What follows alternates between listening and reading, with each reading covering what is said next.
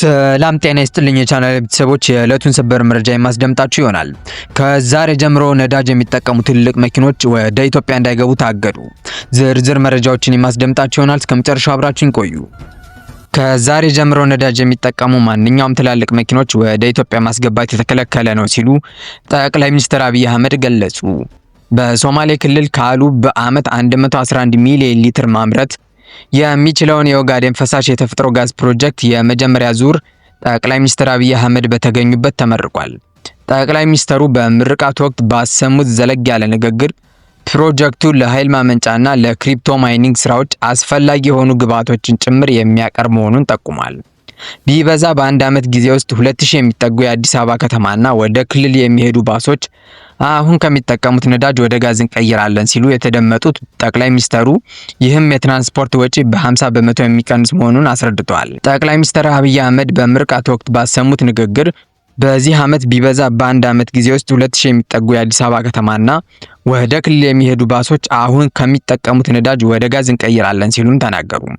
እነዚህን 2000 መኪኖች ሲቀየሩ የትራንስፖርት ዋጋ ቢበዛ ወይም ቢያንስ አሁን ካለው በ50 በመቶ በሚቀጥለው አመት እንቀንሳለን። በከተሞቻችን ያለው ዋናው ችግር የሊቪንግ ኮስት ችግር ነው። የሊቪንግ ኮስት አንደኛው ምክንያት ቤት ነው። ከ1.5 ሚሊዮን በላይ ቤቶችን እንገነባለን ያልነው የዜጎቻችን የሊቪንግ ኮስት ጫና የሚያስከትለውን አንዱ ችግር እንቀርፋለን ለማለት ነው።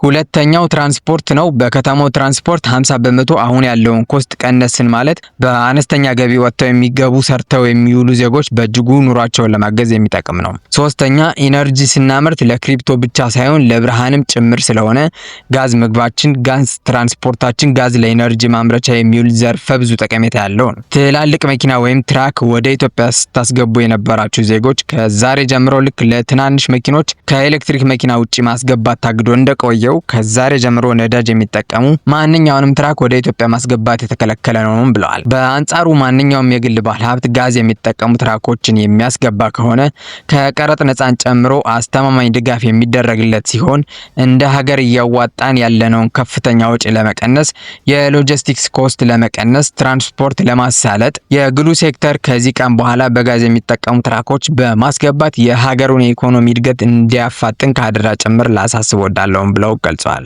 ጠቅላይ ሚኒስትሩ አያይዘውም ዛሬ በሶማሌ ክልል የጀመርናቸው ከተያያዥ መሰረተ ልማቶች ግንባታ ጋር በአጠቃላይ ወደ 10 ቢሊዮን ዶላር ዋጋ ያላቸው ሜጋ ፕሮጀክቶች በተገቢ ክትትል እስከ መጠናቀቂያቸው ይደርሳሉ። የጀመርነውን ለመጨረስ ሁልጊዜም በጽናት እንደሰራ ነው ሁሉ ተጠናቀው ለአገልግሎት ይደርሳሉ ሲሉም አሳውቀዋል። ኢትዮጵያ ኢንቨስትመንት ሆልዲንግ ከዳንጎቴ ግሩፕ ጋር በመተባበር በሶማሌ ክልል የሚገነባው የዩሪያ ማዳበሪያ ፋብሪካ መሰረት መቀመጡን የኢፌዴሪ ጠቅላይ ሚኒስትር አብይ አህመድ ገለጹ።